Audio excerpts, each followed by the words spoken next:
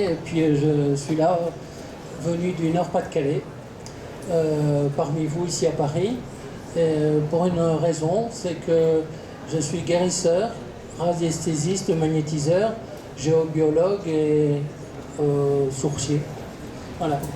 En fait, ce qu'il faut savoir, c'est que vous qui êtes de Paris, dans l'autre siècle, les Parisiens, ils avaient plus de chance que vous.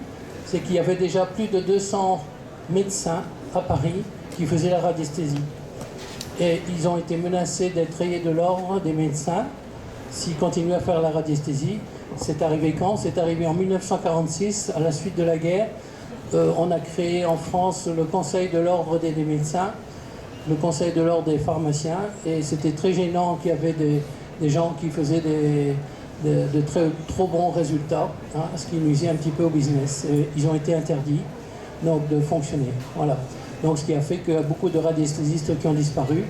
Le mot radiesthésiste, il est né il y a 80 ans par l'abbé Bouly, qui est un prêtre curé du Pas-de-Calais, qui a donné donc le nom de radiesthésie.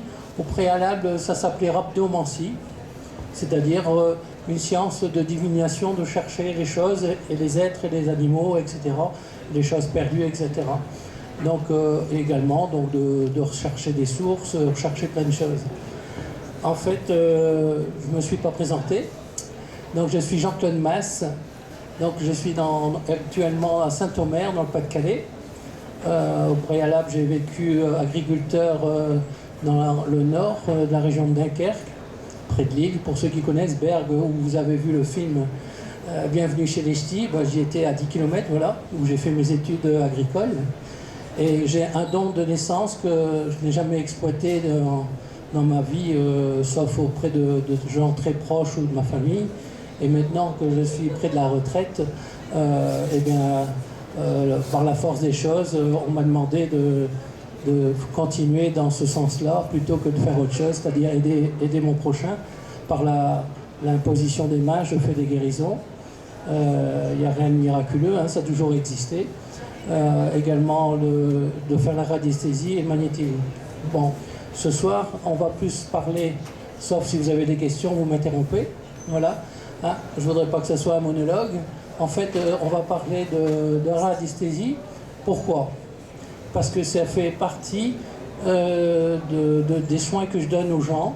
Je reçois énormément de monde venant de toute la France et de l'étranger, où je soigne à distance. Donc ne vous inquiétez pas si vous êtes à Paris ou au bout de la France, je soigne aussi bien les gens chez eux à toute distance, qu'ils soient au Canada, en Suisse ou ailleurs, ou au Maghreb. D'accord? C'est un don que je peux utiliser, que je ne savais pas que je pouvais l'utiliser à ces fins, et qui était aussi puissant. En fait, je soigne également les animaux. Quand on dit qu'on soigne les gens, c'est un effet placebo, on peut prouver que c'est faux. Ce que vous entendez par certains spécialistes à la télé, c'est extrêmement faux, puisque quand on soigne un animal, l'animal, il n'y a pas d'effet placebo, il ne sait pas ce qui se passe.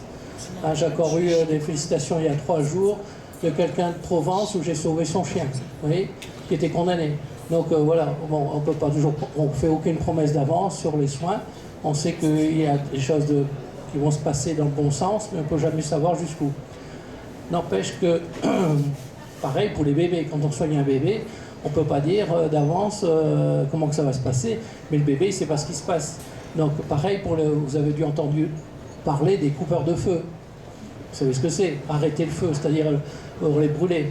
On est maintenant les guérisseurs de plus en plus appelés dans les hôpitaux pour soulager les brûlés. Les suites opératoires des brûlés, c'est phénoménal. Pareil, derrière les gens qui font des chimios.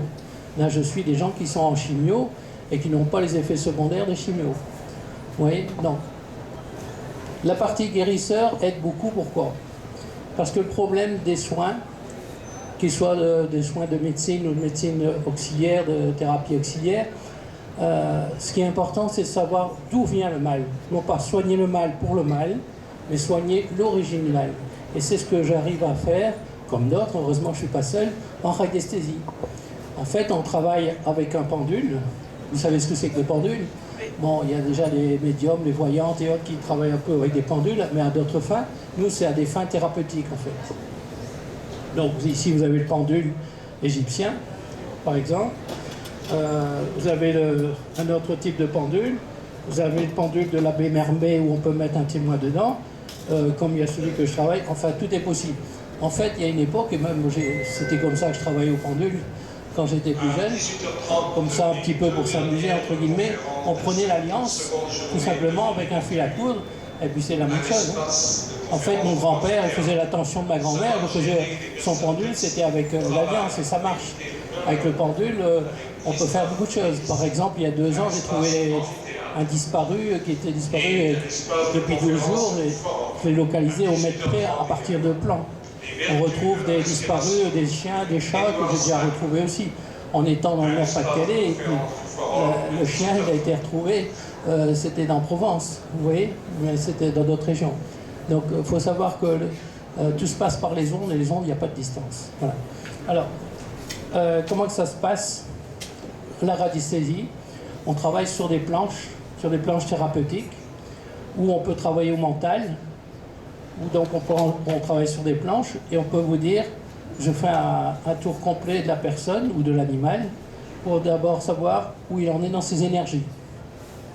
Madame, on n'a peut-être pas parlé d'une autre façon, hein, mais c'est vrai que ce qu'elle disait, comme d'autres, on sait que ça c'est la médecine chinoise.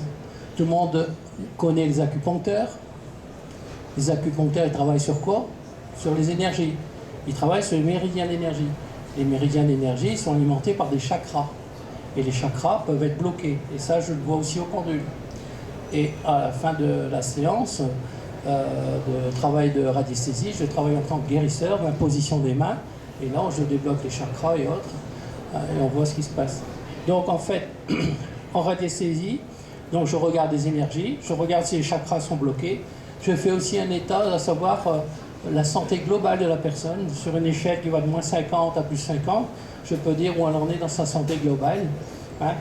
Si elle a moins 50, c'est que la personne est décédée, par exemple, une personne décédée, disparue, excusez-moi. Ou une personne à distance, on peut dire, ben voilà, on ne la trouve pas, où elle en est, un animal, c'est pareil. Vous voyez? Donc là, on voit aussi si elle est en période critique. Si ces énergies sont à moins de 6600, 6500 unités bovis, qu'on arrive à 5000, 5002, je les envoie en urgence pour les faire des examens plus complets chez le médecin, qui va, pour certaines personnes, vont être hospitalisées parce que je les ai envoyés. Vous voyez, en fait, nous, on est complémentaires de la médecine. On n'est pas là pour les remplacer, mais on est complémentaires parce qu'on trouve des choses qu'eux ne peuvent pas trouver. Un autre exemple, s'il y a de la magie noire, je le vois aussi. Si les gens sont sourds aux envoûtements, et malheureusement il y en a de plus en plus, surtout dans certaines régions, dont la vôtre, il n'y a rien qui marche bien. Aussi bien, les gens ont un mal-être, et ils ont aussi des problèmes de santé, ils ont des problèmes relationnels, etc. Ça, les gens s'en aperçoivent pas, mais nous, en radiesthésiste, on le voit. Pareil, dans les nuisances, ce qui se passe aussi, c'est que vous pouvez quelquefois dormir sur un endroit où il y a des ondes telluriques, c'est-à-dire des ondes du sous-sol. Si par exemple vous dormez sur une source, sur un croisement Hartmann, un croisement Curie, ou sur des rayons, des ondes, des gaz radon, c'est très très mauvais pour la santé, ça dévitalise. Vous ne serez pas le malade le lendemain, mais c'est au fil des mois et des années que vous aurez des problèmes de santé, et ça va jusqu'au cancer. Mais avant de penser au cancer, des choses aussi graves, il y a d'autres stades où les personnes ont des problèmes de santé. Ce qui compte dans un habitat, c'est surtout l'endroit où on dort. Vous avez des croisements telluriques, on en a partout. Le globe entier en a des lignes Hartmann-Curie. L'important, c'est de ne pas y stationner. Quand on y dort, on est quand même théoriquement le tiers de sa vie dans son lit. Une journée, c'est 24 heures. 8 heures de sommeil, c'est bien le tiers de sa vie. Donc c'est très important d'être en endroit sain. Dans le temps, nos anciens, ils ne construisaient pas des maisons n'importe où. Il n'y avait rien de fait au hasard, que ce soit nos églises, nos cathédrales, ou bien les maisons de gens un peu futés. Ils regardaient s'il y avait une source, ils construisaient à côté de la source, parce qu'il fallait de l'eau pour nourrir la famille, il n'y avait pas l'eau au robinet, hein, mais il ne la fallait pas dans la maison, comprenez? On regardait le sens du vent, pour la mettre à l'abri des vents, l'exposition au soleil, on regardait tout ça. Maintenant, toutes ces choses-là, on n'en parle plus. Bon, je vais revenir au sujet qui nous intéresse. Les croisements Hartmann, les Curie, les gens ne s'aperçoivent pas comme les ondes électriques. Les ondes électriques, ça sera le démon du XXIe siècle. Ça, on le trouve partout, vous le savez aussi bien que nous. Il y a la Wi-Fi. Il faut savoir que nos box maintenant dégagent des ondes pour alimenter même nos voisins. Vous auriez le code de vos voisins, vous n'avez plus besoin d'abonnement. Nos box réalimentent jusqu'à 300 mètres. À une époque, j'ai tenu le camping de mon fils avec la box qui était au bureau. Il y avait la moitié du camping qui recevait Internet. Donc, si vous avez dans un rayon de 300 mètres, vous avez 300 voisins, vous avez les ondes de 300 voisins. Les ondes, on en a plein. Je prends d'autres exemples. Vous prenez les téléphones sans fil, c'est pire que les téléphones portables. Du moins, c'est aussi mauvais. Quand vous achetez un téléphone sans fil, maintenant, il faut regarder le DAS, DAS. C'est indiqué à côté du prix. Nos anciens téléphones sans fil, ils émettaient jusqu'à les 150-200 mètres à travers les murs. Vous voyez le nombre d'ondes que vous recevez. Sans parler des champs magnétiques dans les câbles électriques. Sans parler des lignes de tension que vous ne voyez pas. Il ne faut pas croire que tous vos bâtiments, les maisons dans les rues sont bien alimentés par l'électricité. Et ce n'est pas des petits câbles comme ça. Maintenant, vous ne les voyez plus, ils sont enterrés. Mais c'est encore pire, il y a un champ magnétique dans le sol. Et il vous parvient chez vous aussi. Je ne suis pas catastrophique, mais il faut savoir que ça existe. Mais il y a aussi des moyens de se protéger. Donc, toutes ces nuisances, je le vois. Par exemple, quelqu'un, quand il vient, ou bien si j'ai un travail à distance à faire, je peux dire, ben, vous voyez, il n'y a pas de problème. Vous avez le champ magnétique sur une échelle qui va de 0 à 100%. Vous êtes à 25-30%, c'est bon. Quelqu'un a un problème électrique, il est plutôt à 80-85%, je le vois. Je le vois au pendule également, s'il y a un taux vibratoire qui est mauvais, on cherche d'où ça vient. Taux vibratoire, c'est l'environnement. Donc, il y a des gens en campagne qui n'ont aucune nuisance, comme il y en a en ville qui n'en ont pas non plus, et vice-versa. Il suffit qu'il y ait des lignes de tension, ou qu'on est près d'une voie ferrée. Une voie ferrée, c'est 25, une voie ferrée avec le TGV, c'est 25 000 volts. 25 000 volts, un électricien, un ingénieur électrique, il pourra vous dire combien d'ondes vous recevez. Est-ce que vous n'avez jamais remarqué que quand vous montez dans le TGV comme nous, et comme d'autres, beaucoup de gens s'endorment? Et bien pourquoi?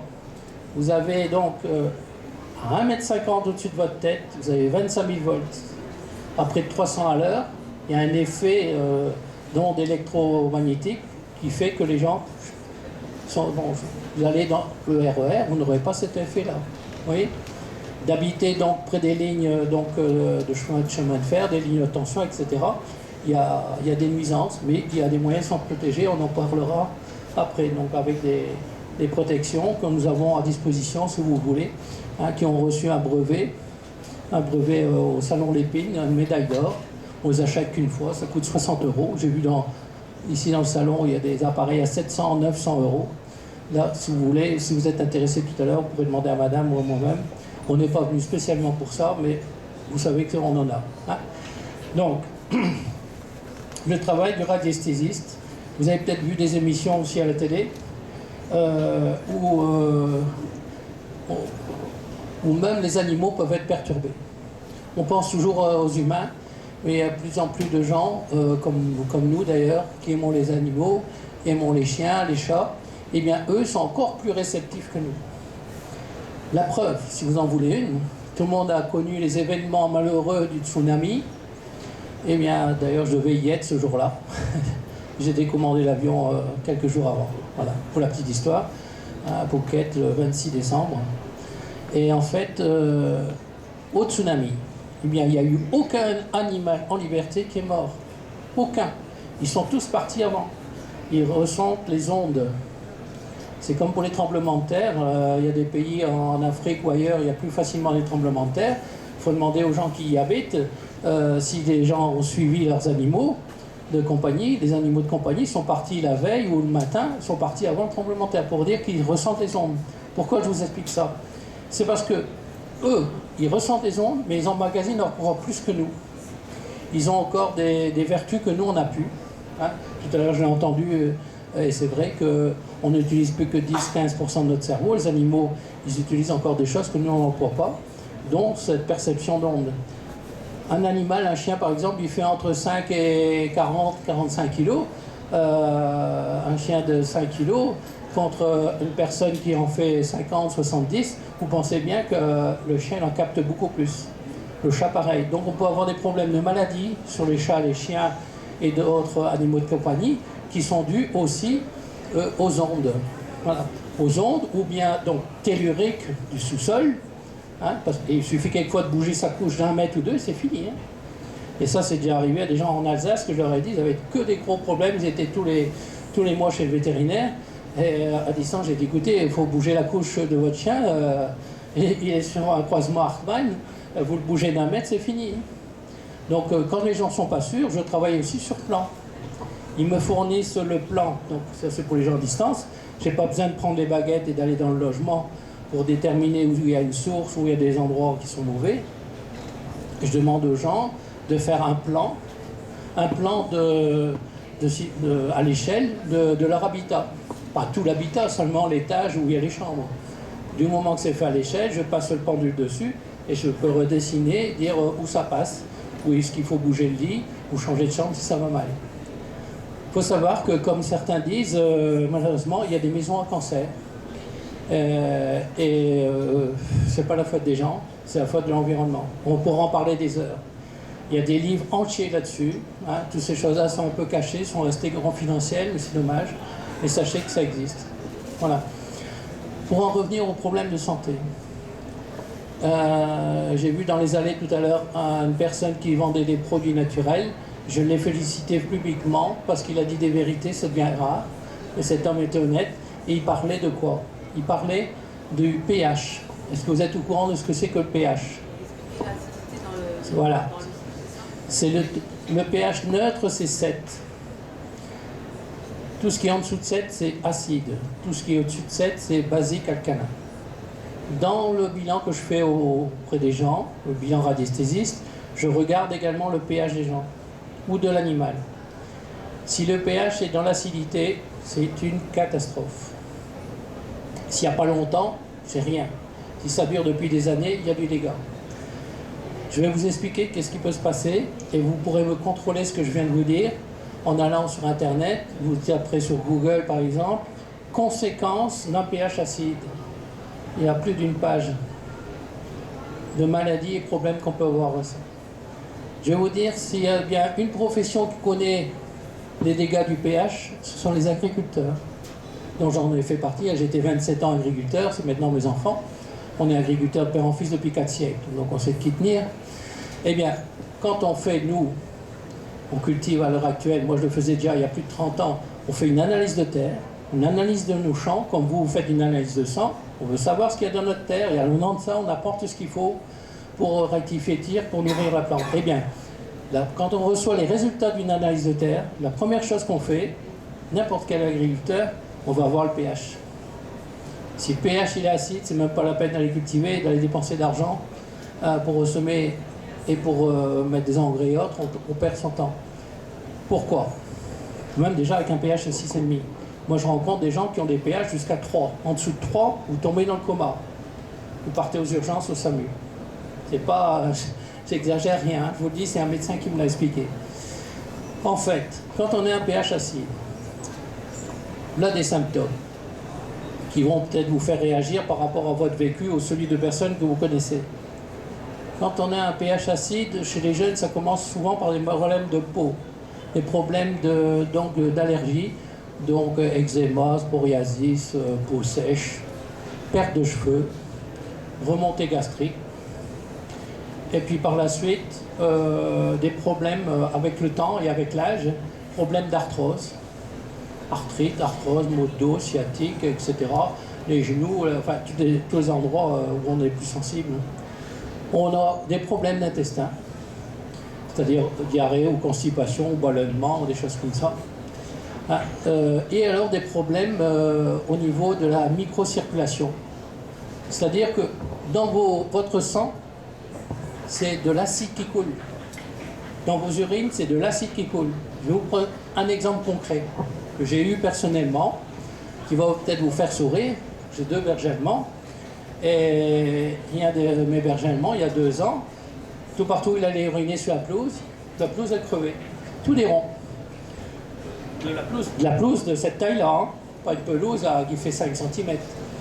Et pas parce qu'elle allait uriner 2 fois au même endroit. En fait, j'ai fait les mesures comme je fais à tous mes clients, à tous mes patients, et pour les animaux, mon chien avait un pH de 5. À un pH de 5, vous allez faire comme dans le temps, porter le seau sur les tomates ils crèvent. Hein. D'accord? Un exemple de ce qui est acide dans la nature, et que tout le monde connaît, c'est quand vous vous baladez, si vous voyez des pins noirs, vous savez, les sapins, les pins noirs, les épicéas, ils ont un pH acide. Et il n'y a rien qui pousse en dessous de l'arbre.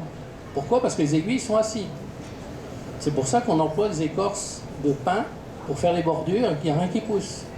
Vous prendrez des écorces de peuplier, ça va faire un étouffement des mauvaises herbes, mais ça va bouger à travers quand même au bout de quelques semaines. Donc, pour vous dire le dégât de l'acide. Donc, si vous êtes avec un pH acide ou un proche, vous avez du dégât au niveau du système, rénal, qui va donc des reins à la vessie. C'est de l'acide, donc ça peut rien faire de bon. Je vous passe les détails parce que vous allez dire que j'exagère, donc je ne veux pas en dire de trop.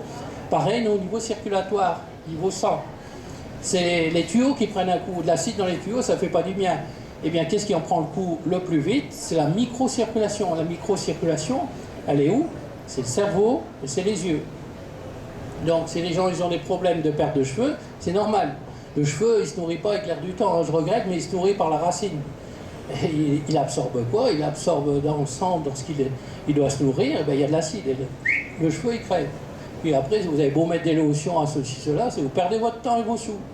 D'accord? Ça, c'est encore des signes. Et donc, plus grave, c'est que vous pouvez avoir des maux de tête, des migraines, des spasmophilies, des fibromyalgies, toutes les choses que je soigne. Hein. Eh bien, si on ne soigne pas à la base, ça ira pas. Si on ne soigne pas le pH, ça ira pas. Qu'est-ce qui se passe? C'est grave de ne pas soigner ça. Parce que, pour moi, c'est beaucoup de risques d'AVC. Parce que de l'acide dans des vaisseaux qui sont plus petits qu'un cheveu, vous imaginez le dégât que ça peut faire. Donc, où il y a un éclatement ou un rétrécissement du vaisseau. D'ailleurs, on a mis un article dans un de nos sites. On a 3 sites internet. Parce que tout ce que je vous dis là, vous pourrez dire, ouais, c'est un farceur, il raconte n'importe quoi. On a 3 sites internet. Vous aurez la petite carte où vous en avez une. Ce site-là, il est un des plus visités. Il y a 10 000 visites par mois. Hein. On a un 2e site pour les animaux et un 3e site, Je guéris naturellement, que madame s'occupe. On a fait une association pour parler de tout ça. Et bien là, vous verrez les exemples, tout ce qui peut se passer. Vous verrez des photos du dégât que ça peut faire sur des micro-vaisseaux, des vaisseaux qui ont pris un coup et qui pourraient créer un AVC.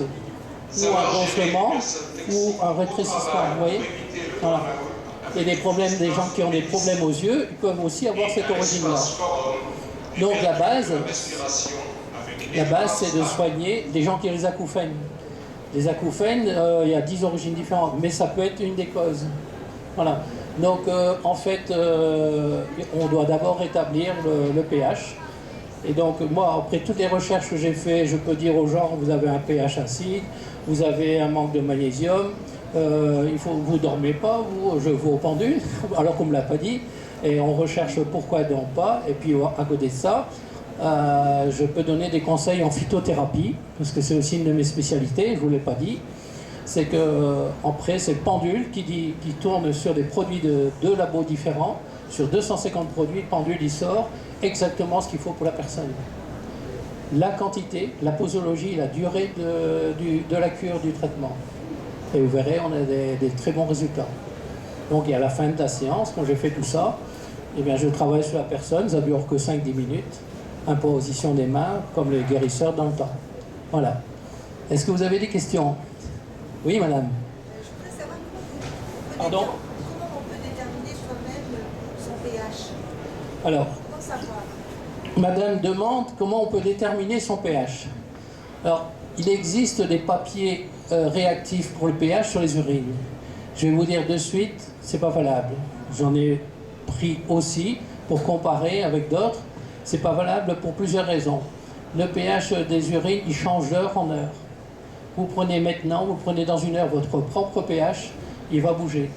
Comprenez? Il n'y a qu'un pH qui est valable, c'est le pH sanguin.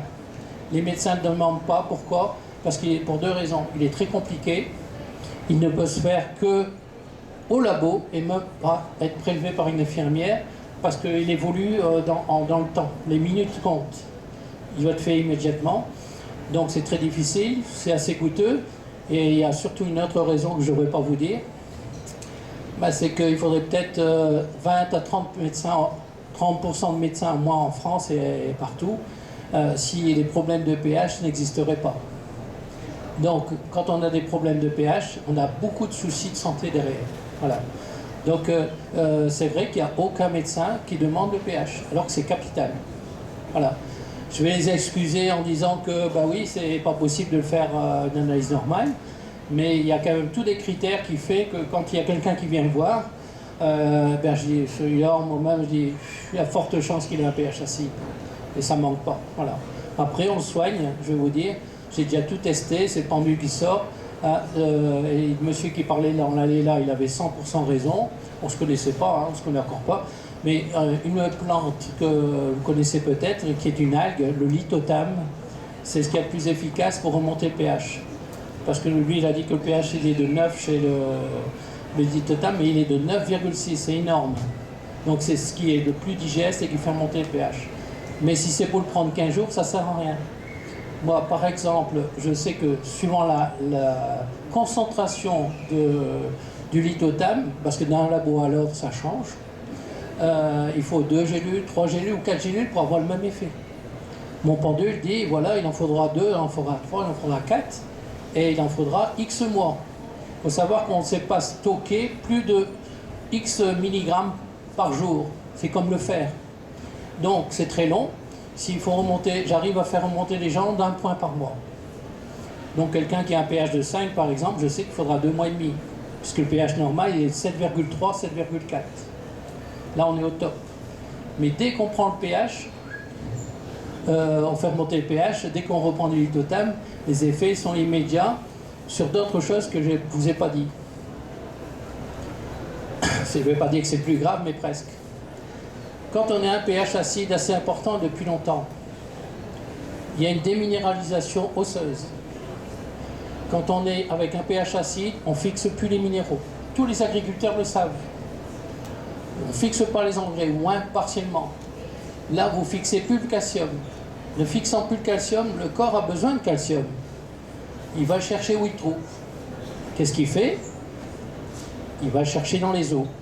Donc on assiste à une déminéralisation osseuse qui est lente mais sûre et dans le temps et qui est irrémédiable.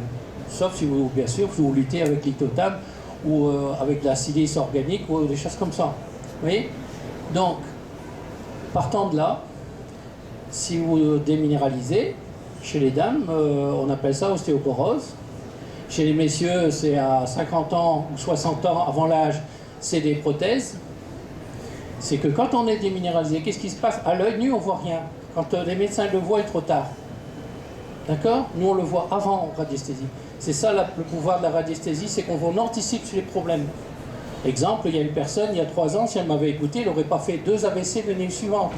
Elle était venue pour des problèmes articulaires. Je lui ai dit, madame, vous risquez de faire un AVC, il faudra demander à votre médecin de vous faire soigner là-dessus, sur votre circulation du sang. C'est trop important. Elle ne m'a pas écouté. J'ai revu là en 2014, je dis, vous savez pourquoi on ne m'a pas vu? 8 mois de rééducation. Vous voyez? Donc on anticipe. Donc je reviens au problème du pH. Quand on a un pH acide, on a des eaux déminéralisées. S'il y a longtemps qu'on est sous ce système, hein, pas en 6 mois, hein, bien sûr. Et qu'est-ce qui se passe? Par exemple, vous prenez 2 personnes qui tombent de la même façon, grave, hein, blessées, ça saigne, tout ce que vous voulez, durement. L'une, elle est déminéralisée, l'os, il casse. L'autre n'est pas déminéralisé, il ne casse pas. S'il est très déminéralisé, ça ne casse pas, ça s'effrite. C'est là qu'on a besoin des prothèses. Parce que il n'y a rien qui tient.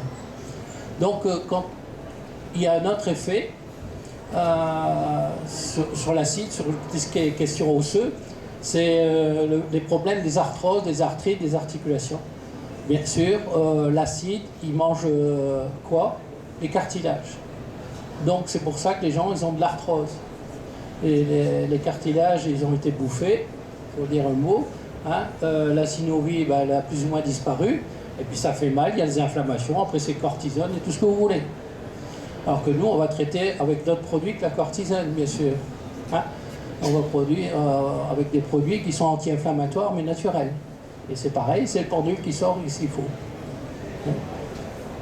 C'était une bonne question. Vous avez d'autres questions dans la... Oui?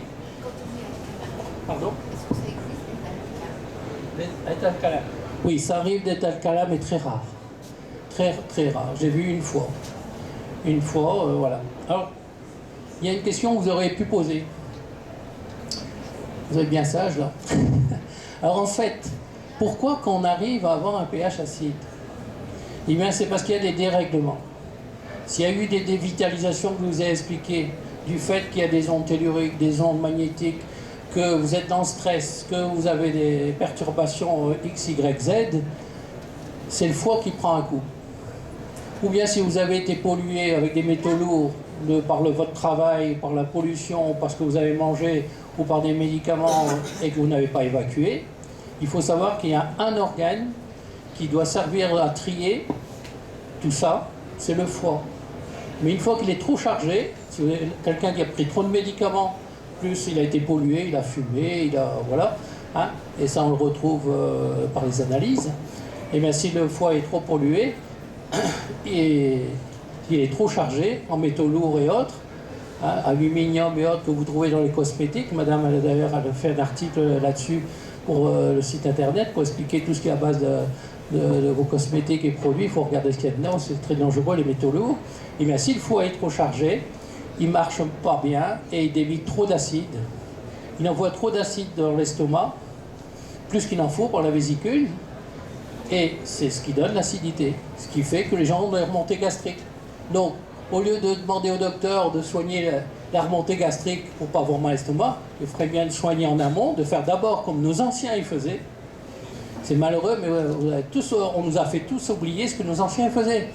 Avant, nos anciens, 2 fois par an, ils faisaient grand ménage. Automne et printemps, ils nettoyaient la maison à fond, mais ils nettoyaient leur corps. D'accord? Qu'est-ce qu'ils faisaient? Ils nettoyaient, ils faisaient un drainage du foie.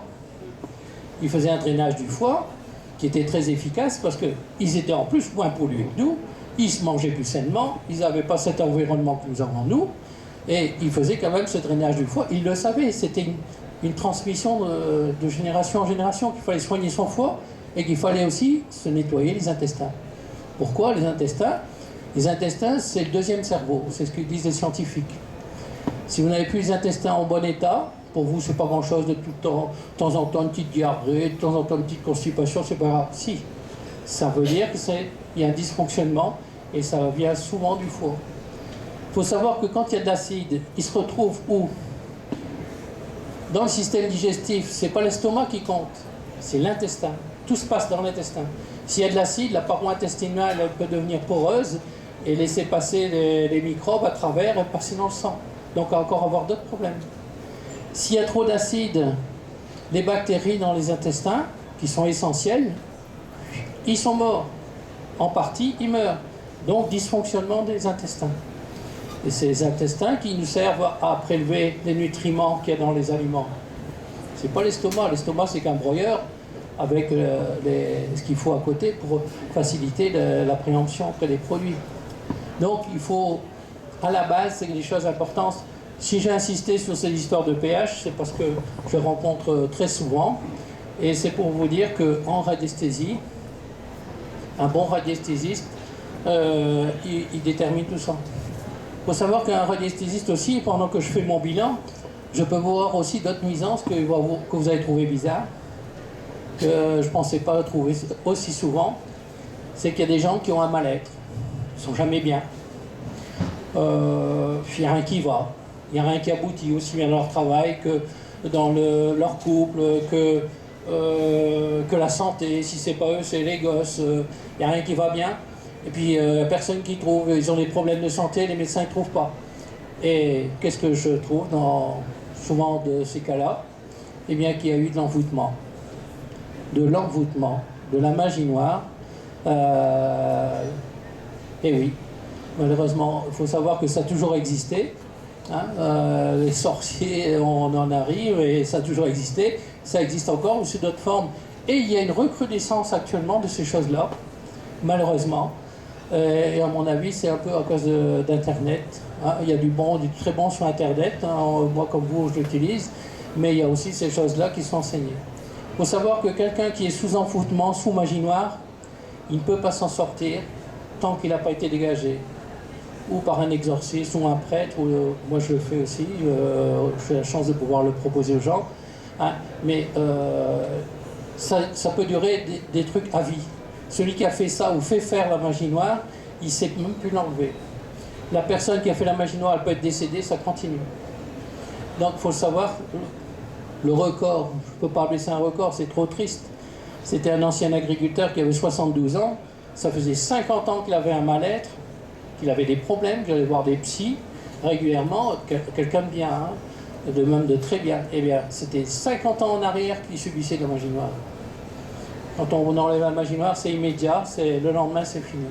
Alors, les problèmes ne sont pas pour ça résolus, c'est pas vrai, mais la personne redevient ce qu'elle n'aurait jamais dû perdre, elle redevient elle-même, en fait. Libre de vivre comme elle a envie. C'est quelque chose qui est quand même important que je voulais signaler. Hein, parce que, bon, quelquefois, les gens disent, bon... Alors, à l'heure actuelle, je vais vous dire, j'ai soigné des médecins. Des médecins indirectement qui n'y croyaient pas, mais... dont un qui m'a beaucoup marqué il y a 1 an et demi. Il était venu au cabinet parce qu'ils n'arrivaient pas à avoir d'enfants. Donc c'est sa femme qui est psychologue, je peux le dire parce qu'ils ont laissé un témoignage, hein, ce que je vous raconte, parce que j'aime pas, je ne parle jamais de personne autrement. Et vous trouverez plein de témoignages sur nos sites. En fait, il est venu pour son épouse parce que ça fait des années qu'il cherchait à avoir un enfant. Vous pensez bien qu'un médecin, il sait comment il faut faire, il va voir partout, il sait ce qu'il faut, où il faut aller voir les grands spécialistes et même à l'étranger. Ils ont fait des FIV, vous savez ce que c'est une FIV, hein, donc transplantation, tout ça, il n'y a rien qui marchait. Hein, et j'avais su que j'avais quelquefois des résultats. Ils sont venus me voir, lui il n'y croyait pas du tout. C'est un médecin, il a été appris ce qui est carré. Et pour faire plaisir à sa femme, ils sont venus. Finalement, j'ai traité les 2 personnes. J'ai vu qu'au pendu, je pouvais faire quelque chose. Ça aurait été pas le cas, j'aurais dit c'est pas la peine de revenir, je peux rien pour vous. Hein, je suis pas là pour ramasser des sous, je suis là pour aider les gens. Hein. Et qu'est-ce qui s'est passé? C'est qu'on a remis son terrain en place, comme un bon agriculteur ou un bon jardinier. On ne sème pas dans un mauvais terrain. La personne avait des carences, elle avait ci, elle avait là. Donc j'ai fait le travail de radiesthésiste, le travail de guérisseur. Quand ils sont venus la 4e fois, parce qu'en général, quand c'est des problèmes graves, les gens, j'ai fait bien 1 fois par mois. Hein, le temps de remettre une couche, comme on dit, et de faire un suivi thérapeutique avec les plantes. Et là, qu'est-ce qui s'est passé la 4e fois quand ils sont venus? Ben, c'était pour annoncer qu'elle était enceinte. Voilà. Et le monsieur, le docteur, à la 2e séance, mais au fait, quand il a vu que ce que je sortais, vous savez faire quelque chose pour les hernies discales? Pourquoi? Ben, il dit, je me fais une hernie discale, je fais 15 mètres et puis je dois remonter la voiture. C'est un ancien médecin urgentiste hein, qui a son compte maintenant et qui a du succès, un très bon médecin d'ailleurs. En 2 séances, j'ai fait passer sa double hernie discale. Et à l'heure actuelle, pour la petite histoire, ce docteur m'envoie des clients où il ne s'en sort pas. Il m'envoie des patients comme il m'envoie d'autres spécialistes, comme on en verrait chez un dermato ou bien un ORL ou autre. Quand il ne s'en trouve pas, il l'envoie. Voilà. Et puis moi, je les renvoie, je dis voilà. Alors, on a trouvé ce qui se passe. Voilà. Vous avez des questions peut-être? Non? Oui, à distance, mais ça veut dire quand vous travaillez des photos. Voilà. Alors madame pose la question, parce que vous ne pouvez pas l'entendre au bout, pose la question de comment on travaille à distance si c'est sur photo. Bien oui, je travaille donc sur photo, à distance. Ça paraît bizarre. Moi-même, je ne croyais pas il y a quelques années que c'était possible qu'on soigne quelqu'un à distance. Et je suis bien obligé de dire que bah oui, ça marche, parce que vous verrez les témoignages et autres, on soigne aussi bien les animaux que les gens à distance à partir de photos. Ou, dans les cas vraiment exceptionnels, je fais aussi sans photo, mais j'aime pas, je préfère avoir la photo comme support, et également la date de naissance. D'ailleurs, c'est indiqué sur le site la procédure à suivre. Voilà. Donc, avec la photo et ça, je fais exactement pareil. J'ai besoin, pour vous dire, et madame elle peut le confirmer, il faut 1 heure de travail par personne. Voire quelquefois 1 heure et demie, et les gens en salle d'attente, ils attendent parce que je ne veux pas bâcler de travail. voyez, donc un long travail de recherche en radiesthésie, hein, et au final, bon, le travail de guérisseur. Et puis aussi de conseil en phytothérapie. Parce que là, le problème de... Vous pouvez avoir affaire à des bons magnétiseurs. Mais il a soulagé, mais il n'a pas guéri. Moi, je ne veux pas soulager, je veux guérir. Pourquoi? C'est pas forcément de sa faute. C'est pas forcément un mauvais thérapeute. C'est comme les acupuncteurs. Il y a quelquefois des choses qui marchent et quelquefois ça ne marche pas chez l'acupuncteur. Ben pourquoi chez l'acupuncteur ça n'a pas marché? S'il y a des chakras bloqués, moi je le vois. S'il y a des chakras bloqués, forcément l'acupuncteur n'aura pas des bons résultats. Il n'a pas forcément travaillé sur les mauvais méridiens. Hein, mais si il n'a pas travaillé, les chakras ne sont pas ouverts, il n'y a pas de résultat. Et ça, c'est une autre science qu'eux ne font pas. Vous voyez, ça, c'est sans guérisseur. Et par contre, ce que j'ai été occupé de dire, hein, d'expliquer, par rapport aux soins à distance, on peut passer 1 heure, 1 heure et demie, voire plus, parce qu'il y a tout un travail de recherche. Et aussi, c'est pas de dire vous avez ça et ça. Chez moi, je ne veux que personne ne sorte pessimiste. Il faut qu'à la sortie, les gens ils soient optimistes, tous. Pourquoi? Parce qu'ils connaissent l'origine du mal. Quand on connaît l'origine du mal, on sait soigner. Et il y a toujours des remèdes. Vous allez dire, oui, mais les gens qui ont un début de cancer ou qui ont une tumeur. Alors là, je suis fou, je m'excuse, que quand il y a des médecins qui remballent un patient parce qu'ils ont une tumeur, on dit, on va attendre dans 6 mois, vous allez revenir, on va vous dire si c'est une tumeur maligne ou bénigne ou maligne. Pendant 6 mois, la personne, elle tremble en se demandant si elle va faire un cancer, c'est honteux. Nous, qu'est-ce qui se passe? Un bon radiesthésiste, un bon guérisseur, qu'est-ce qu'il fait? Il recherche les problèmes, on remet en état la personne,